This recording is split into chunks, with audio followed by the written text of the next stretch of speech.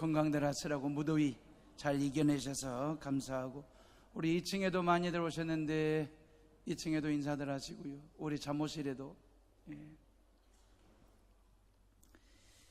자, 1세기 초대교회를 향한 그 공권력의 핍박과 탄압은 헤롯 아그리파 1세가 그 12사도 중에 그 야고보 사도의 목을 베는 순교로부터 시작이 됐습니다.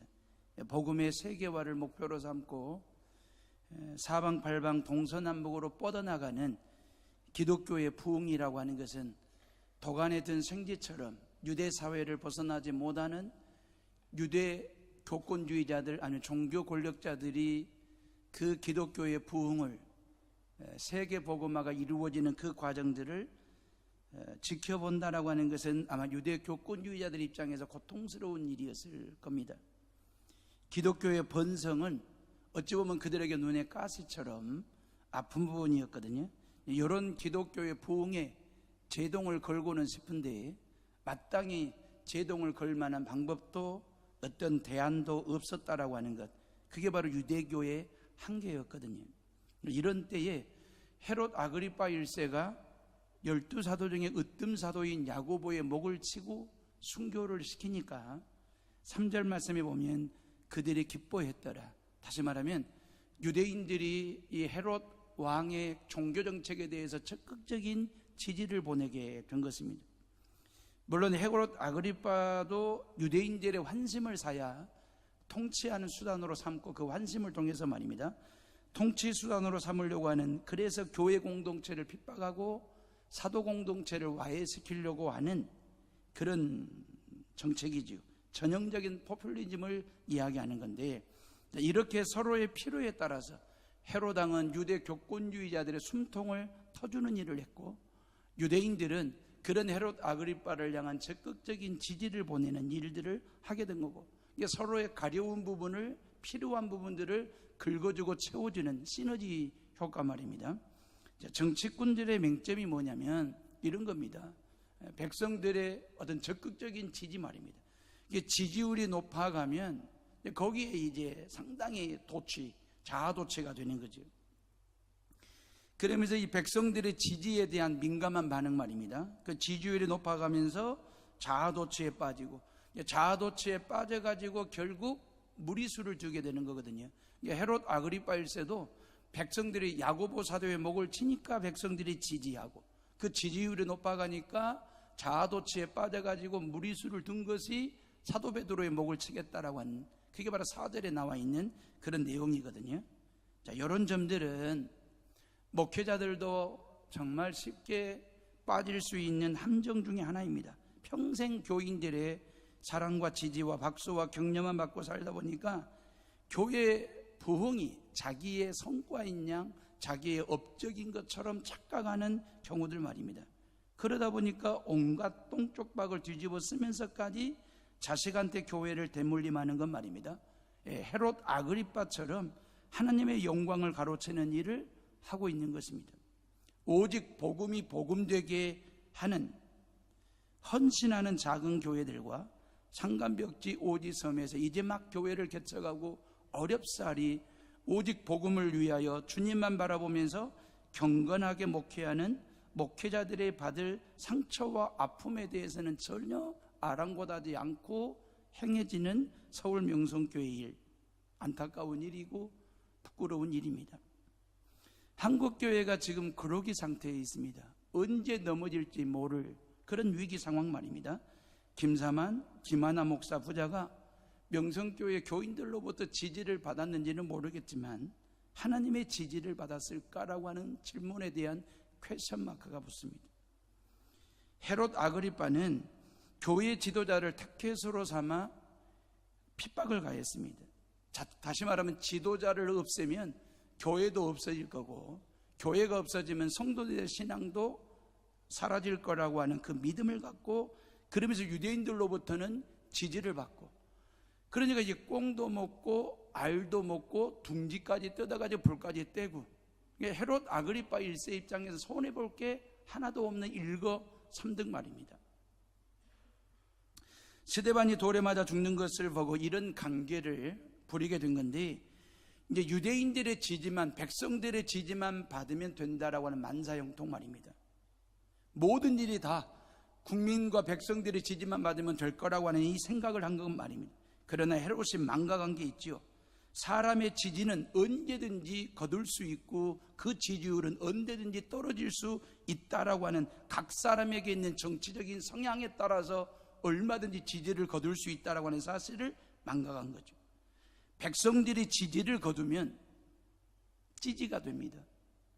찌지가 되면 인생이 찌질한 인생이 되어버리는, 제가 언어의 유의로 풀어본 거지만, 사람이 사람다워지고 사람답게 인간다움이 어디에서 나오냐면 인간의 지지만 받아가지고는 한계가 있습니다. 우리가 아무리 사람들로부터, 주변 사람들로부터 지지도 받고 응원도 받고 박수도 받고 인정도 받고 대단히 중요한 것입니다. 그런 지지와 인정과 박수를 받는 삶을 사는 것은 아름답습니다. 그게 나쁘다라고 하는 게 아닙니다. 그러나 창조주 하나님의 지지 없는 피조물의 삶이라고 하는 것은 말입니다, 공허함이 있습니다. 언제 넘어질지 언제 무너질지 모르는 예측불허의 삶을 살아가는 것입니다. 왜 우리가 피조물인 줄 아십니까? 왜 우리가 창조주 하나님을 이 시간 예배하는 줄 아십니까? 창조주 하나님의 지지를 받는 피조물이 될 때 피조물다움이 있고 인간답게 살아갈 수 있고 사람다움이 있기 때문에 그렇습니다. 그 하나님의 지지를 뭘로 받느냐? 오늘 말씀은 기도를 통해서 하나님의 지지를 받을 수 있다라고 하는 얘기를 하는 거거든요. 하나님의 지지를 제껴버리고 오로지 사람의 지지에 올인했던 헤롯 아그리파 1세의 마지막 끝자락의 모습은 말이에요, 다음 주에 말씀드리겠지만 하나님으로부터 준엄한 심판을 받습니다. 벌레에게 먹혀 죽임을 당하게 됩니다. 그런데 베드로 사도를 봐보세요. 순교자 야고보의 죽음의 그 전철을 그대로 밟을 수밖에 없는 절대절명의 위기 상황에 놓여 있거든요. 다만 그냥 6월절만 지나면 목배임을 당할 거예요. 시간이 얼마 안 남았습니다. 12시간밖에 남지 아니한 시간입니다. 그래서 그런지 6절 말씀에 보면 아주 삼엄하게 경비를 하거든요. 6절 말씀 봐보실래요? 다 같이 6절을 읽어봅니다. 시작. 헤롯이 잡아내려고 하는 그 전날 밤에 베드로가 두 군인 틈에서 두 쇠사슬에 매여 누워 자는데 파수꾼들이 문 밖에서 옥을 지키더니 그랬어요. 베드로 한 사람을 지키기 위해서 4명씩 4조가 12시간씩 16명이 교대 근무할 정도로, 그러면서 2명의 간수들은 사도 베드로의 양쪽 발에 똑같이 쇠사슬 수갑을 차고 있는 그런 경비 삼엄함이거든요. 이게 로마식 가장 엄격한 죄수 감시 방법입니다. 베드로가 대단한 인물임을 알 수 있는 대목이기도 하고요. 실은 베드로는 탈옥에 대한 전과가 있거든요. 사도행전 5장에 복음을 증거하다가 감옥 안에 갇혔을 때 하나님께서 보내신 천사의 도움을 받아가지고 사도 베드로가 탈옥을 했던 적이 있습니다. 그 전과가 있습니다. 그렇기 때문에 이 사도 베드로가 탈옥을 하면 안 되기 때문에, 그러면 김 빠지는 거잖아요. 그렇기 때문에 이 사도 베드로를 철저하게 감시하고 관리해가지고 많은 사람들 앞에서 공개 처형하려고 하는 사전 작업들을 지금 헤롯 아그리빠가 지금 하고 있는 거거든요. 지난주에 야고보 사도의 순교 이야기를 했잖아요. 그래도 뭐니 해도 예루살렘 교회 담임 목사라고 할까요? 12명의 사도들이 뭔 서열이 있겠습니까? 무슨 서열을 매길 만한 그런 사도들은 아니고요. 다만 베드로 사도의 존재감이나 비중이나 아니면 중량감이 얼마나 귀한 사람인지를 제가 여러분들에게 설명한다는 차원에서 12사도들의 서열을 매긴다면 서열 1위는 베드로입니다. 2위는 야고보입니다. 세 번째 하면 요한 사도 정도 되는 거거든요.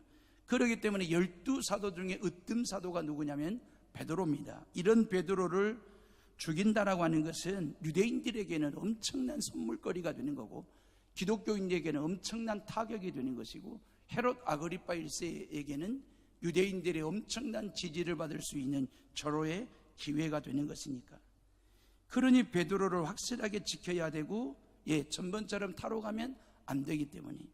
자, 초대교회의 최대 위기가 찾아왔어요. 그래도 예루살렘 초대교회는 이런저런 환난이나 고난이나 핍박이 들이닥쳤을 때에 순교를 당하면서까지도 크게 성장하고 부흥했거든요. 스데반 집사님의 순교를 기점으로 해서 복음 들고 동서남북 사방팔방으로 흩어진 것이 디아스포라가 됐지 않습니까? 그리고 거대 고대 도시 안디옥의 이방인 선교의 전초기지로 안디옥 교회를 개척할 정도의 은혜를 입었지 않습니까? 어찌되었건 고난과 핍박은 복음의 세계화를 위한 촉진제 역할을 했어요. 그게 하나의 걸림돌이 된 게 아니라 디딤돌 역할을 했던 거였고, 그 환난이나 고난을 기점으로 해서 교회는 말입니다, 전 세계를 향한 복음의 세계화 말입니다. 그래도 이런 상황에서 사도 서열 2위였던 야고보 사도는 목배임을 당했고, 그리고 1위 베드로 사도가 죽음 직전에 놓여 있다라고 하는 것은 교회적으로 최대 위기이거든요. 그리고 베드로 개인적으로도 위기이고 고난이고요. 왜냐하면 예루살렘 교회 지도자로서 복음을 증거하다가 이런저런 위협이나 또 핍박을 당한 적이 있었거든요. 매를 맞은 적도 있었고 감옥 안에 갇힌 적도 있었고, 그때마다 하나님의 은혜로 잘 겪어 이겨냈고 극복을 해왔거든요. 그런데 이번에는 좀 다르지 않습니까? 최대 권력자가 포퓰리즘 말입니다. 인기 영합주의를 앞세워가지고 철저하게 계획된 사형 절차를 밟고 있는 거거든요. 6월절이라서 하루 연기가 된 것이지 사도 베드로는 죽은 목숨이나 지금 다를 바가 없는 그런 상황입니다. 인간이라면 누구나가 꿈꾸는 세상이 있습니다. 바라는 세상이 있습니다. 그게 뭘까요? 위기가 없는 세상 말입니다. 고난이 없는 세상, 환난이나 핍박 없는 죽음의 위기 없이 그냥 그렇게 크게 출세하거나 성공은 아니했더라도 평범하게 살고 평안하게 살고자 하는 그런 마음들은 누구에게나 다 그런 세상을 꿈꾸기를 합니다. 기대를 합니다. 그러나 인간은 말이에요, 별의별 고난과 핍박을 당하잖아요. 물론 대한민국에서 예수 그리스도를 믿는다고 해서 그 누구로부터 환난이나 고난이나 핍박을 당하지는 않습니다. 어떤 정치적인 압력이 들어오거나 아니면 교회 다닌다고 해서 그리스도인으로 산다고 해서 어떤 핍박을 당하지는 않습니다. 물론 교회나 목사나 성도들이 잘못돼가지고 사회적으로 지탄받고 비난받는 것은 마땅히 받아야 될 비난이고, 왜? 우리가 버린 것이니까. 그러나 이 한국 사회에서 예수 믿는다라고 해서 고난당하거나 핍박을 당하는 일은 없습니다. 다만 우리의 일상화된 삶 가운데에서 당하는 고난이나 고통이라고 하는 것은 늘 반복되고 또 반복되면서 연속되어지는 그런 일상의 반복이 있거든요. 근데 그게 우리를 힘들게 할 때가 있지 않습니까? 우리가 흔히 말하는 이 가불관계에서 당하는 의뢰 아픔과 고난 말입니다. 사회의 고위직의 높은 자리에 있는 사람들의 갑질에 의한 낮은 자들의 의뢰 아픔 말입니다. 부자의 가진 자들의 갑질, 학식의 배운 자들의 갑질, 이런 갑질로 인한 서민들의 고충과 고난이 끊임없이 뉴스거리가 되고 우리의 마음을 아프게 하는 것이니까. 그런데 요즘 사업주들의 이야기들을 들어보면 사람 쓰는 것처럼 어려운 일도 없고, 오히려 사업주가 알바나 직원들의 눈치를 봐야 하고 고충도 만만치 않다라고들 얘기하시거든요. 충분히 이해가 가는 부분이더라고요. 세상은 끊임없는 투쟁의 정글 같습니다. 이유가 뭘까요? 고난의 연속이기 때문에 그렇습니다. 반복되기 때문에 그렇습니다. 각 나라마다 인사말을 들어보면 그 인사말이 만들어지게 된 역사적인 배경이 그 인사말 속에서 묻어나요. 서양 사람들은 누구를 만나든 어디서 만나든 늘 굿모닝 하고 그렇게 인사를 합니다. 그게 인사말입니다. 굿모닝 그러면 참 좋은 아침입니다. 이게 굿모닝이라고 인사를 건네는 사람도 그 인사를 받는 사람도 참 기분도 좋고 마음도 좋아지고 감정도 좋아지고 그러면서 참 좋은 그런 아침이라고 하는 굿모닝 인사 말입니다. 근데 우리의 첫마디는 말입니다, 인사라기보다는 그냥 푸념이나 넋두리로 시작하는 경우들이 꽤나 많습니다. 그냥 기지개를 쫙 펴면서 아이고 죽겠네 이놈의 세상 그러거든요. 그런 인사들을, 그런 넋두리 토덜거리기 식의 하루 일과를 시작하는 분들을 저는 많이 봤습니다. 결코 그분들에게 좋은 아침이 아니죠. 오늘 하루도 감당해야 될 일들이 너무너무 많아서 오늘 하루가 내게 복스러운 게 아니라 짐스럽다라고 하는 투덜거림이거든요. 오늘 하루 모두에게 주어진 하루 24시간이 모두에게 다 굿모닝 하듯이 말이야. 참 좋은 아침, 참 좋은 점심, 참 좋은 저녁이라고 우리가 늘 그렇게 인사하면서 서로가 서로를 격려하면서 힘을 북돋아주는 그런 인사말이 우리에게 있더라면 참 좋았을 텐데 하는 아쉬운 말입니다. 저와 여러분들에게 주어진 하루를 짐스럽게 받아들이지 마시고 복스럽게 받아들이는 성도들 되시기를 주의 이름으로 축복합니다. 그런 차원에서 옆 사람 보고 한번 굿모닝 해보세요. 굿 애프터눈 그렇게 인사해보세요. 예. 유치원 다니는 손자가요, 유치원에서 영어를 배워가지고 왔습니다. 할아버지한테, 할아버지 굿모닝 그랬어요. 굿모닝이 뭔데? 내가 참 좋은 아침입니다, 그런 뜻입니다. 인사를 했습니다. 할아버지가 보니 너무 좋거든, 굿모닝이. 그 다음날 아침에 부엌에서 아침 준비하고 있는 할머니의 뒷모습이 너무 아름다워서 그 할머니의 뒤에 살포시 다가와서 백 허그를 하면서 할멈 굿모닝 그랬습니다. 그냥 할머니가 귀찮다는 듯이 아무런 대꾸를 안 하니까 다시 귀에 대고 굿모닝 했습니다. 할머니가 짜증을 내면서 이 영감탱이가 아침부터 귀찮게 한다고 냄새 맡으면 몰라 된장국이야. 그러니까 굿모닝을 국머니 이렇게 들은 거예요. 이게 할아버지가 발음을 잘못했든지 할머니가 잘된 발음을 잘못 들었든지 우리는 굿모닝도 국머니로 듣고 그냥 그렇게 투덜대리면서 하루를 시작할 수도 있는 우리의 언어 문화, 아니 우리의 삶의 모습들, 마음의 모습들 말입니다. 굿모닝이든 국머니든 상관없이 오늘 하루도 주 예수 그리스도께서 나와 함께 하셔서 아침을 주시고 하루를 시작할 수 있도록 그 시간을 주시고 내게 생명을 주시고 건강을 주셔서 하루를 내게 주셨다라고 하는 그 믿음을 가지고 하나님과 함께 주님과 함께 굿모닝하는 성도들 되시기를 주의 이름으로 축원합니다. 베드로와 예루살렘 교회는요, 이 고난의 문제, 위기 상황을 어떻게 극복했느냐 하면 하나님께 기도했더라 그랬어요. 그랬더니 하나님께서 지지해 주셨습니다. 누구를요? 베드로를 지지해 주셨습니다. 이 예루살렘 교회 교인들을 지지해 주셨습니다. 7절 말씀에 보니까 하나님이 보내신 천사가 베드로를 깨워주셨습니다. 8절에 천사가 밖으로 안내해 주었습니다. 이제 베드로는 이게 환상인 줄 알았어요. 깊은 잠에 빠졌다가 환상인 줄 알고 꿈인 줄 알았습니다. 10절에 보니까 옥문도 열어주시고 쇠문도 열어주시고 모든 문을 다 열어주셨습니다.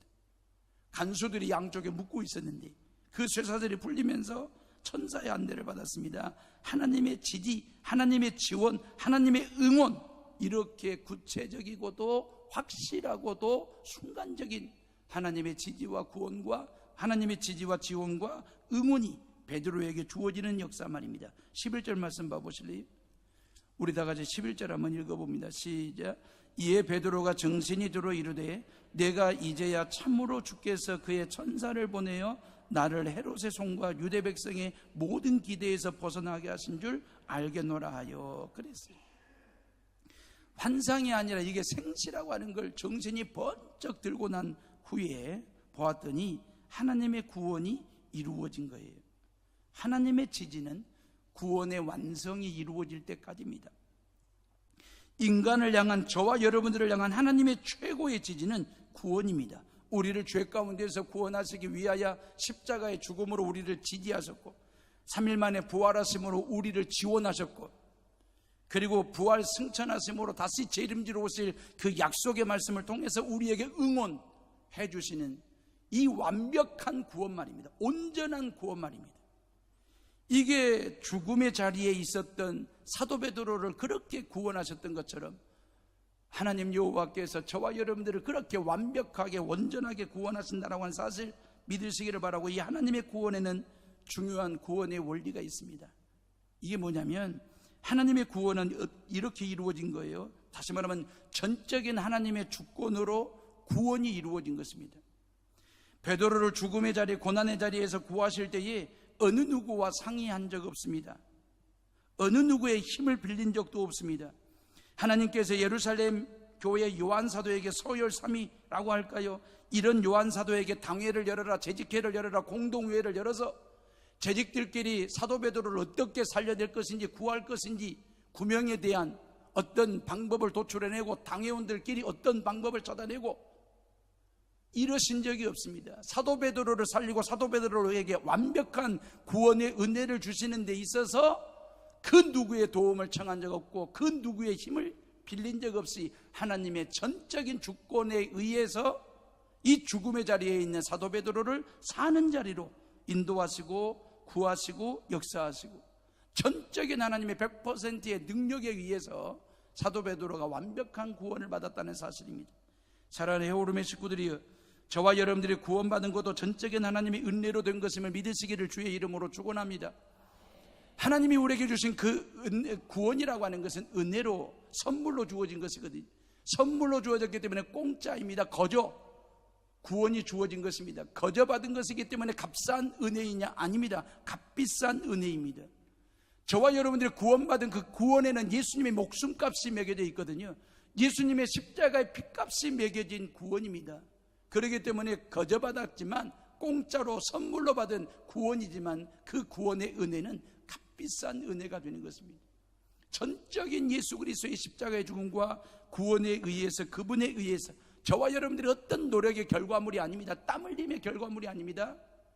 전적인 하나님의 은혜로 주님의 십자가의 죽음과 부활을 통해서 구원받았다는 사실, 선물로 주어졌다는 사실을 믿으시기를 주의 이름으로 축복합니다.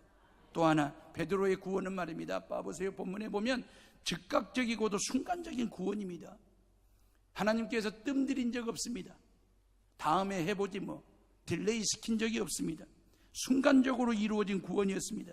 베드로를 지키기 위해서 4인 4교대 16명이 지키고 있었습니다. 간수 2명이 베드로의 양팔에 쇠사슬로 묶고 있었습니다. 그리고 남은 시간은 12시간밖에 안 남았습니다.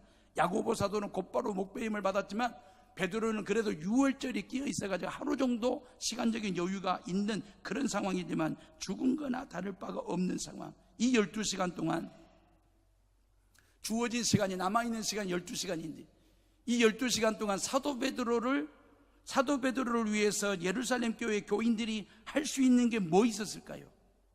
만약에 예루살렘 교인들 중에 미션 임파서블에 등장하는 탐 크루즈와 같은 그런 어떤 초능력이나 아니면 특공적인 어떤 무술을 가지고 있는 그런 교인이나 있었다고 하면 모르겠어요. 탐 크루즈는 절대 안 죽어요. 헬기랑 같이 추락했는데도 안 죽어. 주인공이라서. 그 헬기 안에서도 나쁜 놈을 죽이고 지는 살아나요.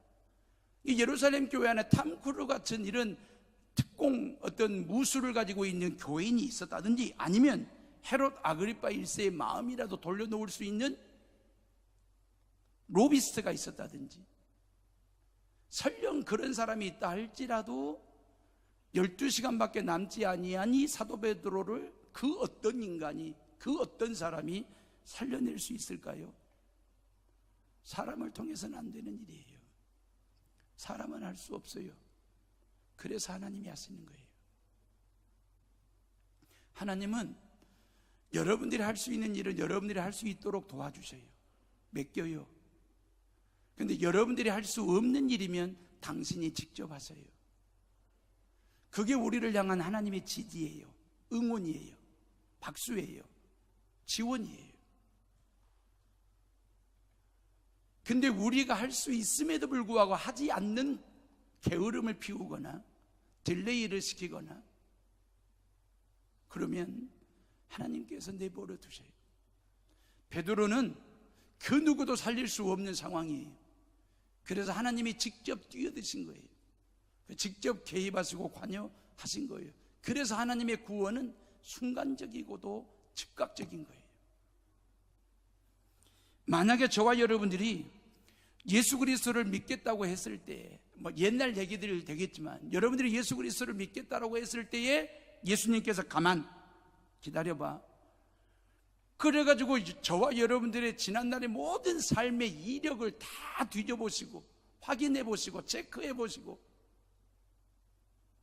아니면 서류 심사를 한다든지 아니면 어떤 시험을 치른다든지 아니면 면접을 한다든지 했을 때에 그 하나님의 구원에 대해서 패스할 만한, 통과할 만한 사람이 있겠습니까? 저는 안 될 것 같습니다.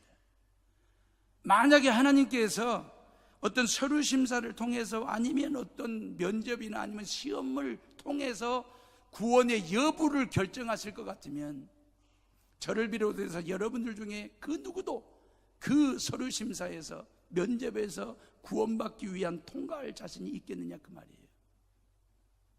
여러분들은 모르겠지만 저는 다 떨어지겠습니다. 통과가 안 될 것 같습니다. 근데 이 시간 저와 여러분들이 이 자리에서 하나님을 예배할 수 있는 이유는 뭡니까? 그리고 이 시간 하나님께서 우리에게 바리바리 챙겨주시는 그 귀한 은혜와 사랑과 축복을 다 챙겨가지고 세상으로 나아갈 수 있는 이유는 무엇입니까? 딴 게 아닙니다. 내가 예수 그리스도를 구주로 믿고 영접하겠다라고 마음의 문을 여는 그 순간에 즉각적으로, 순간적으로 내 안에 예수 그리스도께서 좌정하시고 임하셔서 우리의 죄 문제 해결하시고 나에게 구원의 은혜를 거저 선물로 공짜로 주시고 너는 내 백성, 내 자식이야, 자녀야 라고 축복하시고 인쳐 주셔서 가능한 거예요. 어떤 서류 심사 패스한 게 아니에요. 우리 어떤 이력이 있고 경력이 있어가지고 구원받은 거 아닙니다. 하나님의 전적인 은혜가, 구원의 그 전적인 은혜가 즉각적으로, 순간적으로 우리에게 주어졌기 때문에 제가 목사가 될 수 있었고 여러분들은 지금 이 시간 하나님 앞에 예배를 드릴 수 있는 거예요. 예수님이 십자가 사형 당하실 때의 좌우편에 평생 죄만 지었던 범죄자 2명이 같이 십자가 사형을 당하는 순간이었잖아요. 그때 오른편에 있는 죄수가 예수님을 알아봅니다.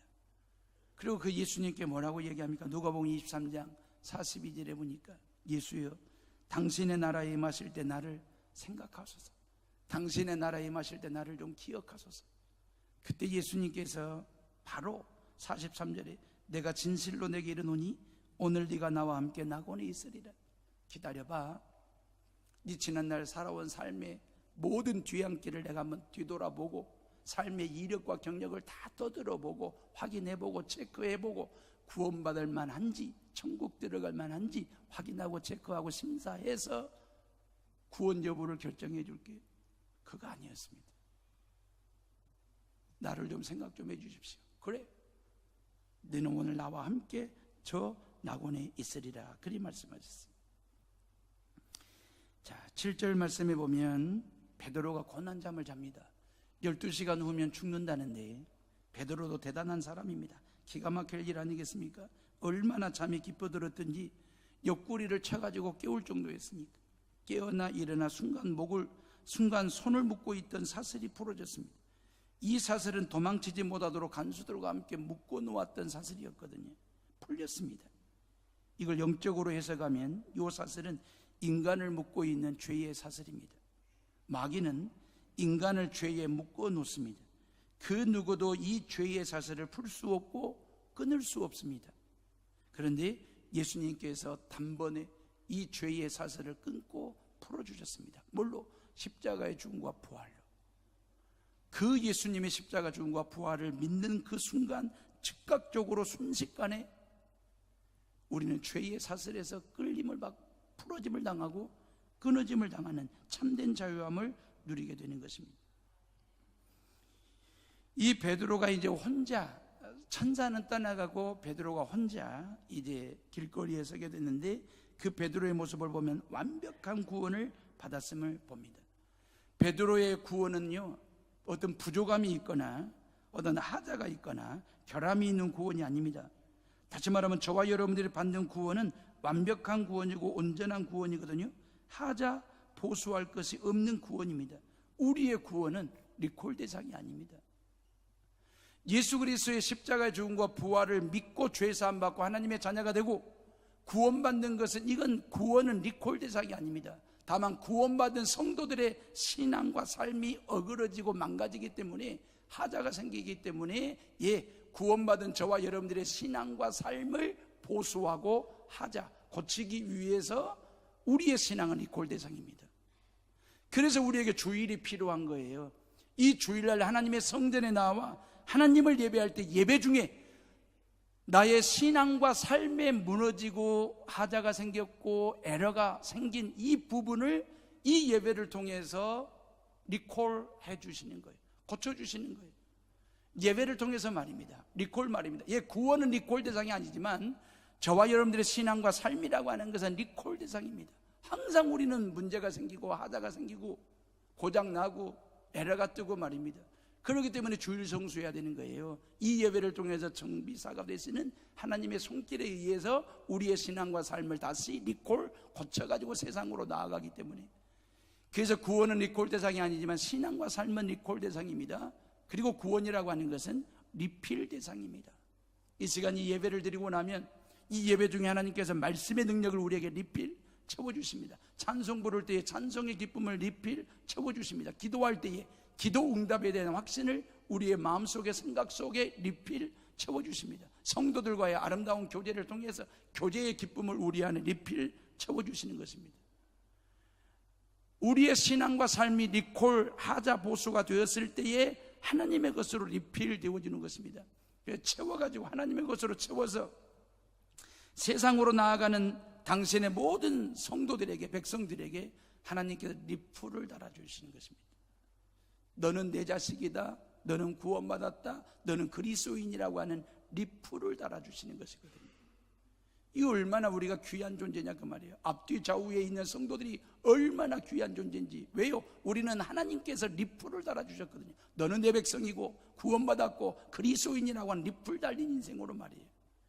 그렇기 때문에 우리는 하나님과 리셋 되는 것입니다. 하나님과 하나 되는 인생을 살아갈 수 있는 것입니다.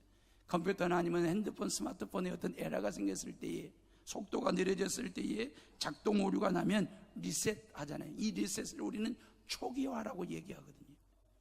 저와 여러분들의 초기화는 뭔데요? 하나님의 형상대로 돌아가는 거예요. 창조의 본래의 모습, 하나님의 형상대로 지음받았으니까 저와 여러분들이 이 예배를 통해서 리콜 했지 않습니까? 리필 되었지 않습니까? 리풀 달았지 않습니까? 하나님과 리셋 되어지려면 본래의 모습으로 돌아가는 것입니다. 예배는 하나님의 형상을 회복시키는 자리입니다.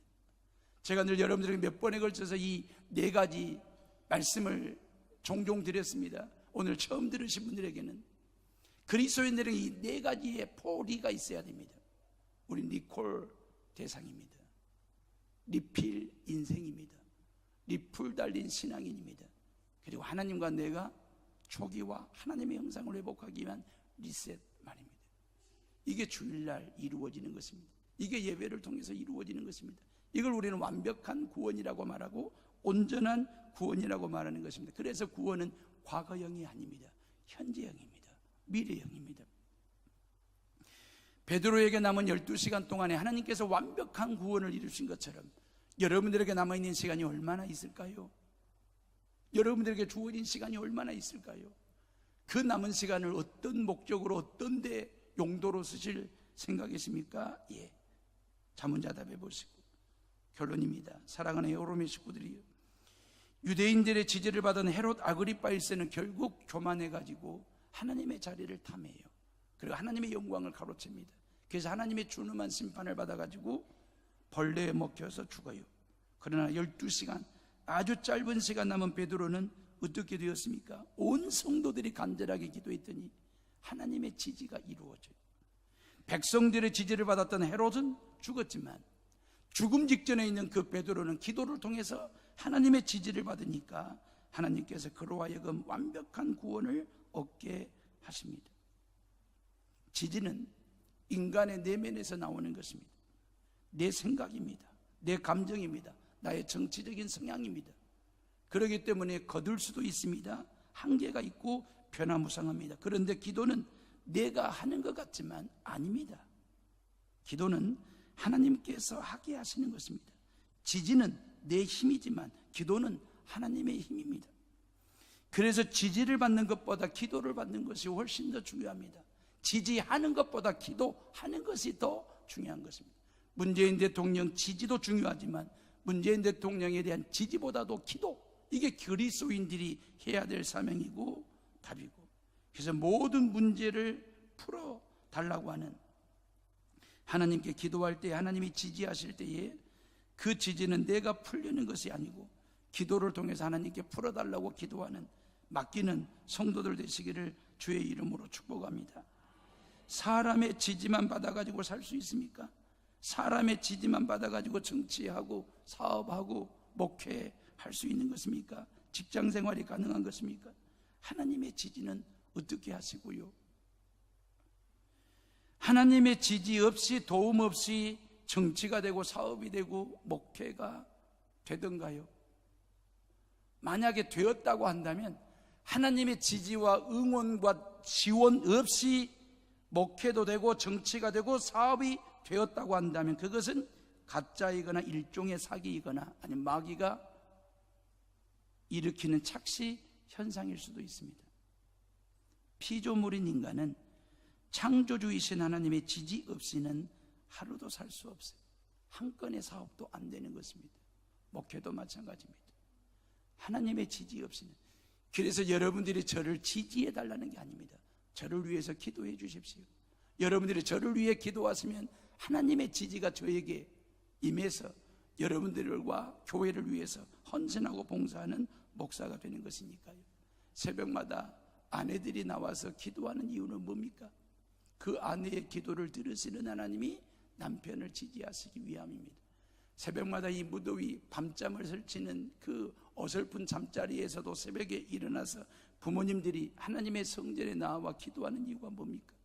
그것은 그 부모님들의 기도를 들으시고 하나님께서 모든 자녀들에게 지혜로 지지하시고 장래와 미래를 준비할 수 있도록 꿈으로 비전으로 지지해 주실 그 하나님을 향한 믿음이 있기 때문에 목사가 성도들을 위해서 새벽마다 기도하는 이유가 뭡니까?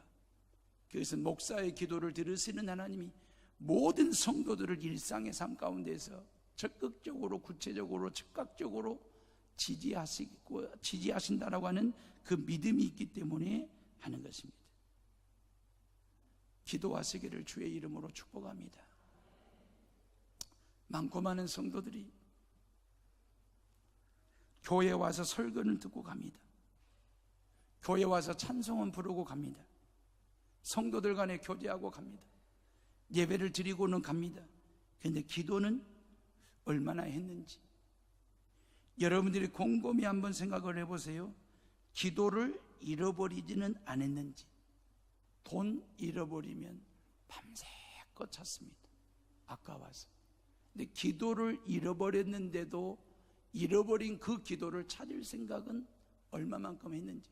혹여나 내가 기도를 잃어버렸는데 그것마저도 잃어버리고 살고 있는 것은 아닌지 우리의 신앙을 다시 한번 확인하고 점검하고, 그래서 늘 하나님 앞에 쉼 없는 기도를 통해서 하나님의 지지를 받는 성도들 되시고 여러분 모두가 다 되시기를 주의 이름으로 축복합니다. 기도하겠습니다.